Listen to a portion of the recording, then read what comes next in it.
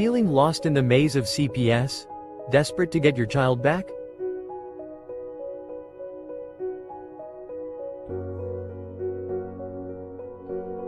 You're not alone. Countless parents face the heart-wrenching reality of family separation. The legal system can be overwhelming, but there's hope. Now, here's the key, okay? That's how you win a 6-month hearing.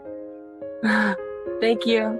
If you do all of those things, you're going to blow your social worker's mind, you're going to blow your attorney's mind, and you're going to blow away the judge. With attorney Vincent W. Davis, a dedicated legal expert with 39 years of experience, committed to helping families like yours. Join his weekly live Q&A on Zoom, where you can ask your burning questions about CPS cases. Get the knowledge and strategies you need to fight for your child's return. Alrighty, good evening everyone. This is a question and answer session for school, SKOOL, and this is the CPS school. Are you ready to take control of your family's future? Join our school community for free to access weekly live Q&A sessions, or participate as a one-time guest.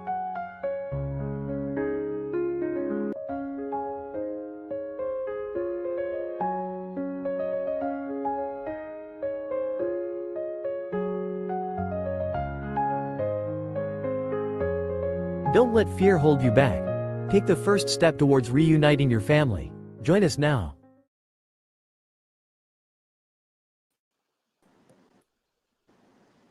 All right. Hello, everyone. It is Are You a CPS Victim Like Me with Deidre and Akima as my co-host. And we are going to do a short show this evening because hopefully I'll be able to partake in a FaceTime call with my son's band concert tonight. So we'll see. So we're going to maybe cut it a little short tonight. But first off, if anybody wants to call in and be a guest, you can always dial the 88 number on the bottom right-hand corner of the screen and speak to our producer, Grace, and maybe she can get you scheduled for one of our upcoming shows every Wednesday at 5 p.m. Pacific and 8 p.m. Eastern. And hopefully you can join us here live. It makes it more fun and interesting. It gives us more product, I guess, to deal with firsthand, other than me and Akima just going back and forth. But other than that, we do have a call-in number that you can call in live right now, and I think it's posted on the screen there. Akima, what is it? You want to say it? 347-246-1710. And then you can call right now, and Akima can answer it, and you can speak from the phone. You just won't be live on the video. So I guess I'll go ahead and introduce Akima, my host, or my co-host, and then maybe she'll guide us into where we're going to go next in this lovely topic of CPS. How are you, Akima? I don't even know where. I mean, just breathing, to let right? you know, I'm on the East Coast, so I'm in Brooklyn, New York. Sorry, and as you can see, from the stuff airing on the news with the mayor and his chain of command, or however that situation flows, there's a lot of corruption going on. I mean, we know that as a whole, but I want to say something about myself with my case. I don't want to make it seem like I'm trying to just always make it me, but anything that could possibly go wrong in my scenario with this case is like going wrong. Even with all the knowledge, my degree, my experience, my rights have been violated on many different platforms for many different situations. There have just been a multiple catalyst of domino effects where custodial interference is constantly being implemented. There's parental alienation across the board when it comes to, the foster parent, the foster care agency, CPS, and, their chain of command. And it's just like, when do we as parents get a break? Like, this is psychological warfare. It is mentally overwhelming, extremely exhausting, unfair to both our children and ourselves. And, these agencies don't do anything for support or reunification but they definitely provide, toxicity resistance and brainwashing all the way around as well. And from the East Coast to the West Coast, to hear so many families and, children suffer for biasness, history, any type of mental illness or substance abuse, whether it be history, past or present, it's insulting to us as parents that people have a job to dictate the level of guardianship, supervision, competence, knowledge, or safety that each parent possesses, depending on what state you're in, and if it's run, statewide, countywide, or citywide. And it sucks. It really does. They want us to constantly complete the definition of insanity, because what they're doing to us is definitely the definition of insanity, which is doing the same thing over and over again, expecting different results. You cannot keep stealing our children. You cannot. You're kidnapping our kids under false pretenses. You're basically trafficking them for a dollar sign. And then you're driving us into a psychosis to where we lose everything fighting for the one thing that you guys never helped us, you know, benefit from in the first place. It's like I don't want to get emotional because I've been dealing with a lot, but it's unfair. It's unfair, unjust, unlawful, and like just unfreaking believable. I think Unbelievable. a couple parents have said in the past on previous shows how it's almost like the system is exactly set up to see You fail. how much they can keep pushing at you to just make you want to break, like get you to your breaking point. And then once you break, then everything that falls under that, then they could definitely then use against you. It's like that saying goes, you go into the courtroom with a smile on your face and they're thinking, oh, well, why is she so happy? And then if Right. you go in there kind of like emotional or crying, What's then they wrong with her say, now? Like, oh, get damned she, if you do and damned if you don't. Yeah. emotional stress mess, whatever you want to call it. And so it's like you can never find that equilibrium because it's already set up for you to fail, is the way I'm looking at it. And they, I just feel like the court appointed attorneys that they're given to you because you can't afford your own counsel. It's all a joke and everyone knows that. But then Mr. Davis always says, you try and tackle this on your own unless you have a that's degree in even more CPS insane. law, you're gonna lose. Like Definitely, one out hands of, down. I think he said 1 out of 1,000 or something he said is the probability. And it's like, well, there you go. But And it's most just like parents it can is. afford, When private did counsel. like if they're saying to certain parents, say if you do have substance abuse, like I said, whether it be past, present, or just in your history, overall, that right there targets you to be biased against, regardless of what the allegations may be in any future cases or further cases.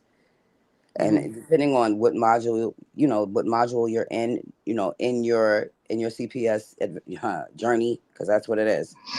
uh Uphill, never yeah, ending. it's a journey of tragic footsteps. That's where we're going. Like, it's a never ending trail of corruption, deception, brainwashing, malice, and just bitterness, bitterness and deceit. And yet Just they're as supposed to be rescuing children when in reality they're just tearing them stealing down them. to their core. I mean, traumatizing them to the fullest. And then you brainwash them with gifts and things, as though we parents don't provide adequately for our children, just Or they because. prohibit the parents from providing what they still want to provide. Right. And that's the thing. You cannot.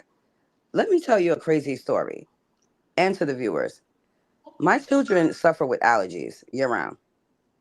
I have been stressing to CPS and this foster care agency that my children require an epinephrine pen and albuterol with citrazine, which is like Benadryl. These are things that have been implemented from the very beginning of their school adventure.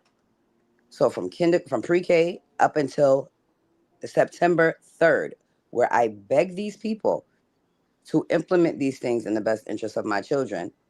And technically, them not acknowledging those things because I am their mother, they're trying to negate the fact that they were negligent, but yet I'm harassing them. I'm trying to interfere in their medical or therapeutic care. And Because I you're was the calling one them that out on implemented, something they did wrong. right. And I was the one that implemented these things prior to the removal. So, Right. if my allegation is inadequate supervision based on mental impairment, if I am their legal guardian who is authorized to make legal decisions on their medical, education, and religious beliefs, you cannot tell me I'm mentally impaired, because that is insane. And y'all have to be the crazy ones at CPS, because that But is it's like, like, wait a minute, back up. Why did they face no consequences when they realized that they neglected your child and not have already had that EpiPen, in access for your child or whatever? Like, where that's what is I'm their saying. punishment? You know what I mean? Like, Nobody has any there's no reprimand, no consequence. They just brush over things as though, okay, all right, now they got the EpiPen, now moving forward. What about since September 3rd? Who is responsible for that neglect? but Nobody. if you would have been the parent to do it, then that's when they take your kids from you.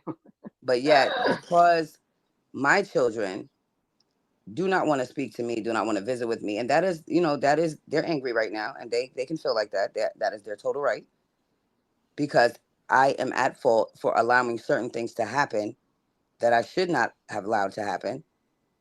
But, I'm human. Nobody's perfect. But I never put my children in an imminent risks or dangerous situation to where their safety, their welfare, or their overall well-being was jeopardized on any aspect when it came to possibly them alleging I was intoxicated, them alleging that I may be in a mania based on me being, diagnosed with a mental illness, or just basic me being passionate about being a parent, and they confuse that with aggression and combativeness based on my history. And I've said many times on Mr. Davis's platforms that my truth is my biggest downfall. I'm not going to broadcast certain things, but if you ask me, I'm not going to lie, especially when it comes to my children, because I don't have that option. But what you're not going to do, as you know people that are supposed to provide supports and resources for, our less, fortunate families or our indigent families, you cannot bias us as parents based on our history when most of the cases do not coincide with the other. But because we have a history, you guys decide you're just going to dig into our past and bring up old shit and try to throw us under the bus when it is what it is. The past is the past, because in the past, if the judge stated that these things were not imminent danger or extringent circumstance, then you cannot tell me as a parent with all my rights intact that these things are lawful and are allowed. This shit is unreal. Yeah. Unreal. Well, And it's just like once you get a CPS case, it's like now basically you feel like they're always going to follow you, and then they're going to follow your kids, and then you wonder if your kids are going to have kids, and then they're going to get. It's like a never-ending thing because it's like a paper trail, money trail. and then I And it's know like even Mr. with my Davis. youngest, I always am so like astonished to think that that was the one I technically lost to adoption when yet he wasn't even born when my case Right. opened. But then now that I know everything, I was 7 months pregnant. I feel like that's the only reason why they tried to just keep the case on me, period, because they knew I was about to have that baby. And sure enough, found out very last minute that if you have a case open and you have give Yep. birth, By that connection. Yep. happens. They are going to remove your child based on connection of the last case. And I really And then feel that was like the one I ended that, up losing to adoption because of, right. the But I baby told you being so before, small. Deidre, after 72 hours, CPS plans a concurrent goal of adoption from the very beginning. So it's like we're screwed from the very beginning. It's a catch 22, because even if you do work on your parenting plan, your reunification efforts are being, displayed or demonstrated. No matter what you That's why they do, don't try to place them in any kind of family setting. exactly. But see, that's Yep. my thing too. I did not want my family involved based on my traumatic childhood. But because the foster parent that my children are with is not conducive, is not beneficial, she does not assist. She is an extreme custodial interferer. So, even now that I don't have access or communication with my children, based on HeartShare St. Vincent Services Foster Care Agency in Brooklyn, deciding that they were going to restrict my access when I was concerned on May 3rd about my child possibly having an infected eye. And then, the information that I received from a school employee, never said the nurse, you guys, because I know you're watching, never said the nurse, and that you perjured yourself on more than one occasion in open court. But we'll get to that, in a higher court when, I take away, 401ks, retirement funds, and freedom, because you definitely don't value that playing with my kids. And I don't make threats just in case people are confused about the wording that I use. I make statements of action. So now that we clear that up, Mr. Rampaswad of HeartShare St. Vincent Services, because I know you're watching too, if you just came into play on the case planning team November 1st, when you were in the shadows and now that you stepped into the light, Carolyn, I want to know why you don't know anything about your case planning team, but yet you're the director, like Miss Lydia King was before she coincidentally retired November 1st. Because I keep telling everybody, amnesia is part of this job scope. That's funny you say that real quick because it just reminded me when I got to the point where my reunification services were about to be terminated, all of a sudden my social worker gets taken off my case and I get a brand new one a month before that hearing. Meaning, how is this person going to know everything that has happened in 1 month and be able to make that determination whether or not my reunification services were going to be, what her recommendation was going to be? And all she did was follow up on what the past social worker wrote and went with that. And I'm like, how is that even fair? But What is the man, definition of shadowing? Because, me reading, the definition from the Merriam-Webster's dictionary states to, you know, be obscure, to be behind, to shadow, to fall between the transparent light.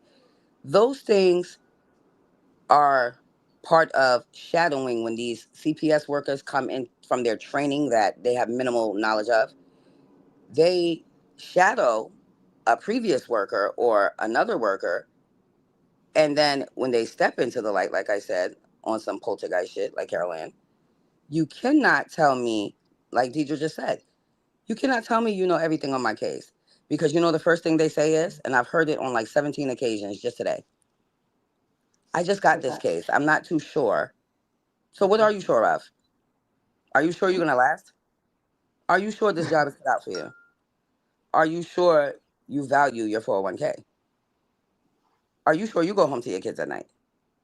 Because I'm sure that everything that you don't know is going to put me in a situation to make me unsure about my freedom as well.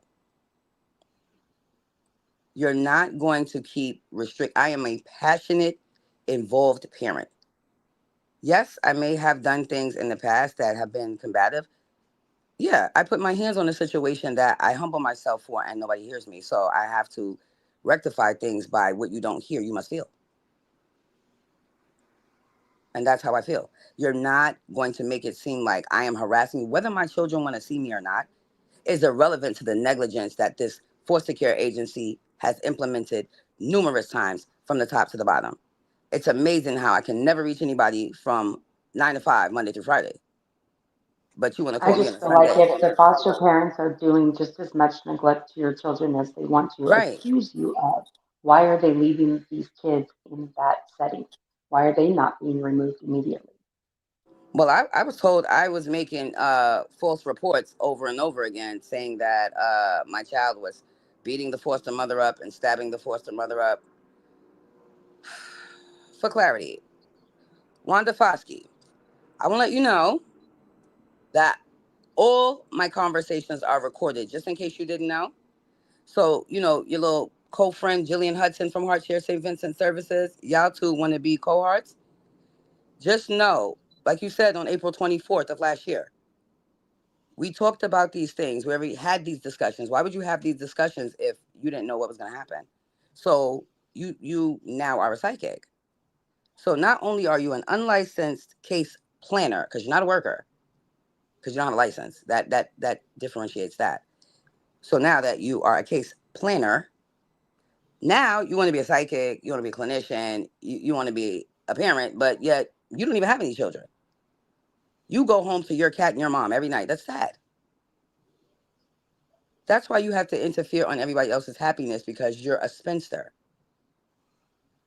And it is what it is. To a lot of the viewers that don't know your case or your background story, Akima is having a motherly day, like all mothers do, and is wanting to vent a little bit, if you haven't been able Vent. to Shit, see, I want to explode. on some frustrations that she's been dealing with most recently and for the most part of her case. But I wanted her to get some steam off, so I just let her go because that's what us mothers like to do sometimes. But if you've never I watched know our we show have a before, short show because Deidre you're has to probably get completely ready lost for son. and wondering what this woman is talking about. But if you have had a CPS case or you're going through one and you have children that you dearly love, which most parents that go through this do, you will definitely know where she was coming from with what she was trying to explain. But I think we all Parents.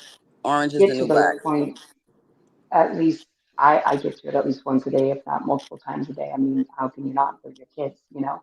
But like I said, going back, they really like to just break you down to where they get you to a point where, you know, you do something drastic to where then they can say, you know, okay, case closed or adopted, you know, because that's what they just want to do. So we as parents need to do shows like these more often and get the word out so that we can be a support kind of system for all of us parents to keep us focused and guided at knowing the end result is getting our kids back home, but at the same time, be able to have these shows to vent and get some steam out because we all know Mhm. how each other's pains and with the holidays around the corner and you This is the know, second children. Christmas I haven't been with my children.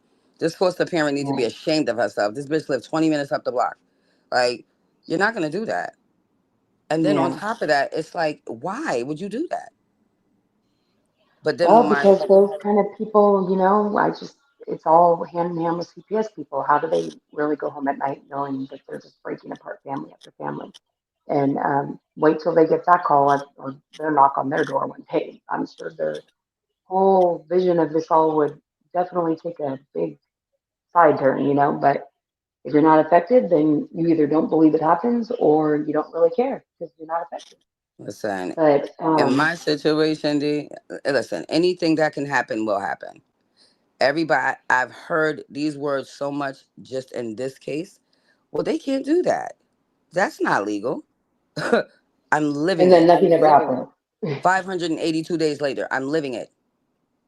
That's like Mr. Davis had office hours the other day, and the first thing the lady said was her case has been open for 51 months. And Mr. Davis had to keep repeating it and he's saying, I don't think I've ever heard a case be open that long. Me either. And it's like, wow, you know, they just, I don't Like know, they're they so just kind stuck of on this FAFSA timeline that, once your children spend, I think it's what, 15 out of the 6 months. 15 months out of the 22 consecutive months, that now the concurrent goal has changed from reunification and return to parent to kinship or adoption. Oh, I thought But you we were don't going to have to. say It doesn't have to go like abandonment. that. We can always change it. That's their backup plan. When they know they have already signed, sealed, and delivered that goal already, and then they don't. New York does not like to implement emergency ICPCs to put children with relatives. So for all y'all out there in New York, make sure you ask for an emergency ICPC, interstate compact placement for children. That is to get children placed with relatives. Mr. Vincent Davis says that all the time. All the time. Make a Relatives are list your of best minimum aspect. 25 people. Doesn't even have to be Yes. relatives. It could be a friend. It could Friend, be, yes, a close friend. That's not gonna flip on you and then like yeah. this, yeah, these people. But Take the wheel. I just gotta. everyone, again, I want to revamp. We do our shows every Wednesday at 5 p.m. Pacific Coast and 8 p.m. Eastern Standard Eastern Time. Standard Time. And I'm here in California, Southern California, and Akeem is in New York. So Brooklyn. we got both ends of the time schedule there. But if you want to be a guest on our show, call into the number on the bottom right hand corner of the screen. Grace, the producer, can get you scheduled. I don't think we're doing a show next week because it is going to be Christmas Day on Wednesday, but Yeah, we'll but probably, we want to wish you never everybody know. Merry Christmas, Happy Kwanzaa, Feliz Navidad, Happy Hanukkah, and Yahweh. So, y'all all enjoy. We wish Happy y'all safe and holidays healthy holidays, happy holidays. And for those of and y'all keep that fighting cannot for your be with kids. your children, don't stop fighting. Innocence is pure. Y'all keep fighting, Yeah. parents. Grace. All right, everyone, stay tuned till the next time we're on, probably the first week of January. Have a good night, everyone. Bye. Reach at me, Case Corner, Facebook. All right. Bye. Later, D.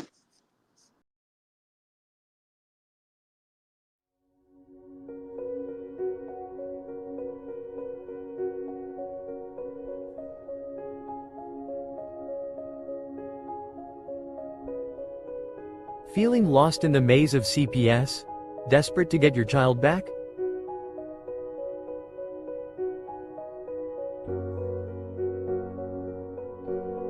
You're not alone. Countless parents face the heart-wrenching reality of family separation. The legal system can be overwhelming, but there's hope. Now, here's the key. Okay, that's how you win a 6-month hearing. Thank you. If you do all of those things, you're going to blow your social worker's mind, you're going to blow your attorney's mind, and you're going to blow away the judge. With attorney Vincent W. Davis, a dedicated legal expert with 39 years of experience, committed to helping families like yours. Join his weekly live Q&A on Zoom, where you can ask your burning questions about CPS cases. Get the knowledge and strategies you need to fight for your child's return. Alrighty, good evening, everyone. This is a question and answer session for school, SKOOL, and this is the CPS school. Are you ready to take control of your family's future? Join our school community for free to access weekly live Q&A sessions, or participate as a one-time guest.